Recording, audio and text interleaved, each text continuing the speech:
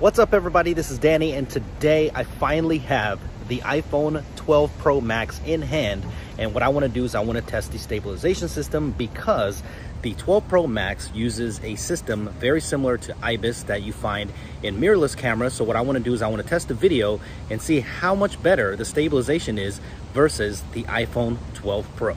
Let's do it.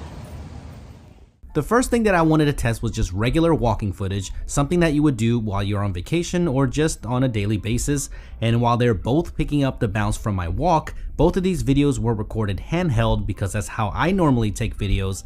They both look great, but the iPhone 12 Pro Max looks slightly smoother and picking up less of the bounce overall. I wanted to analyze a little bit further to make sure that it wasn't placebo. When you punch in heavily, you can see that there is definitely correction happening on both and some jitters too. But looking at the 12 Pro Max's video, the bounce is definitely not as pronounced.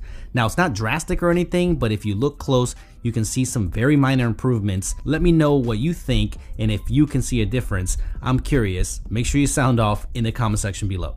After looking at a bunch of footage, the best way to explain this is that the center of the image stays a lot more stable, but the edges and the corners still have some movement.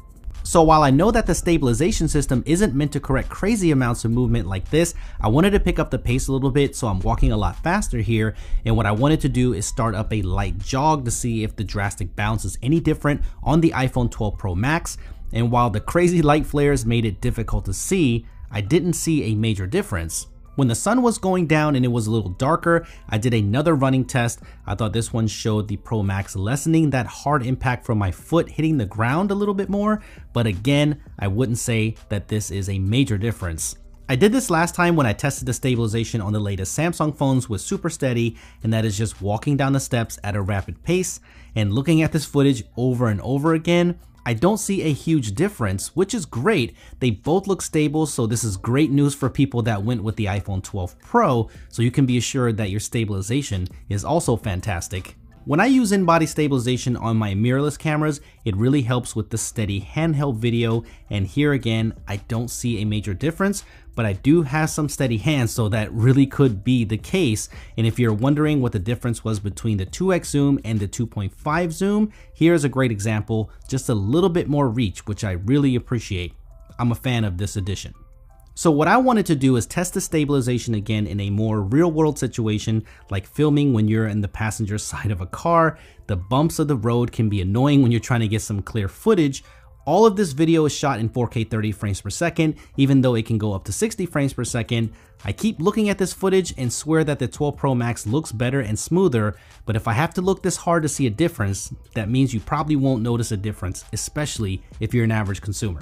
A car is one thing, but I wanted to kick it up a notch and go to the safari at Animal Kingdom. If you've ever experienced this, you know that this is a bumpy ride. It can get a little bit rough, so I thought this would be a great test. Even with the bumps and stops, I didn't see a drastic change here either. So again, great for the iPhone 12 Pro owners. It looks very similar. You can see exactly how much of it is moving around on this ride, and both of them are doing a fantastic job handheld. So let me know if you see a difference between the two.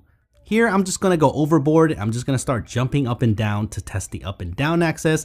And I know no one is really going to do this, but I had to test it. In a few spots of the down impact, I think that the iPhone 12 Pro Max is a little bit smoother, but again, it looks extremely similar, even in this scenario.